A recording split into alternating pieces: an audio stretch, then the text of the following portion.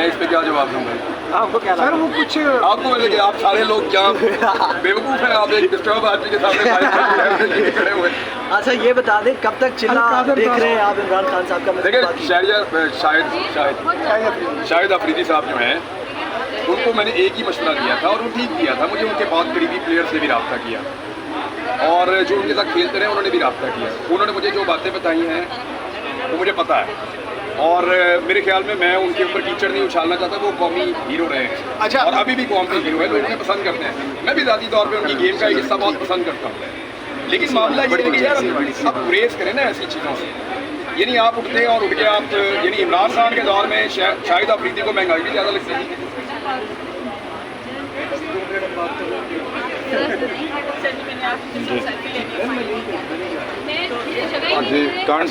शहरियार अफरीदी साहब के बारे में जो मैं आपसे कहता हूँ कि मैंने ये नहीं कहा या उनके ऊपर कोई कीचड़ नहीं उछाला। मेरा ये कहना है कि शाहिद अफरीदी साहब को चाहिए कि वो अपने दामाद को क्रिकेट खेलें। मैंने उनके मुंह से बार बार ये सुना कि बाबर को कैप्टन नहीं होना चाहिए, फिर किसको होना चाहिए? वो लाजमी बात है, वो यही कह रहे हैं कि मेरे दामाद को होना चाहिए।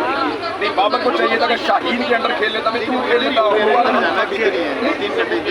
शाहिद अफरीदी साहब कंटिन्यूसली ऐसी चीज़ें कर रहे हैं और ऐसा नौकरी कर रहे हैं जिससे टीम को नुकसान हुआ है और ये मैं अकेला नहीं कह रहा। अच्छा इमरान भाई और भी कह रहे हैं, उन्होंने कहा कि इस बात से गुरेज करना चाहिए। शाहिद अफरीदी ने ये भी कहा कि पीटीआई के कोर कमेटी मेंबर ने ये बात कही है।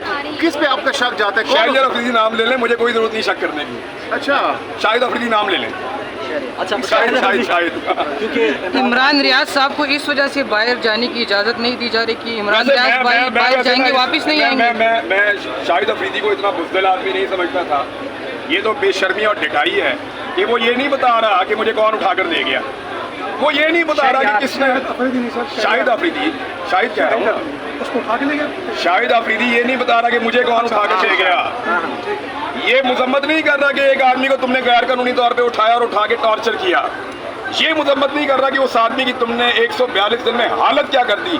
वो ये कह रहा है कि जी मुझे पता चला कि ये जब से वापस आया ठीक नहीं है। और फिटे मुँह यार तुम्हारी। फनकार और खिलाड़ी जो होते हैं ना वो अमन के सफ़ीर होते हैं। फनकार और खिलाड़ी जो होते हैं ना वो हमेशा ये कहते हैं कि अमन आना चाहिए, लाकानूनियत नहीं होनी चाहिए। वो कानून की बात करते हैं, अमन की बात करते हैं। ये कैसे लोग हैं? ये तो जस्टिफाई कर रहे हैं उस चीज़ को। और मेंटल जो उसकी वो दिमागी सलाहियत सिर्फ इतनी है कि थोड़े दिन पहले कह रहे हैं कि इदारे जो है ना, अब इदारों का मतलब आप समझते हैं, वो एनआरओ दे सकते हैं सिर्फ। What the hell? LBW का नहीं पता। यानी वो कैसे ये कह सकते हैं, शाहिद अफरीदी कैसे ये कह सकते हैं कि इदारे जो हैं वो एनआरओ दे सकते हैं?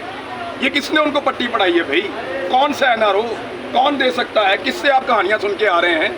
मेरे ख्याल में उन्हें चाहिए कि वो गुरेज करें इन चीज़ों। देखें, जिस वक्त शाहिद अफरीदी मेरे पे ये ब्लेम कर रहा था ना, ये वाला कि मैं को मेंटली डिस्टर्ब हूँ, किसी ने उसको कहा है, उस वक्त मैं उसको वो गज़ा वाले मामले में उसको मैं डिफेंड कर रहा था।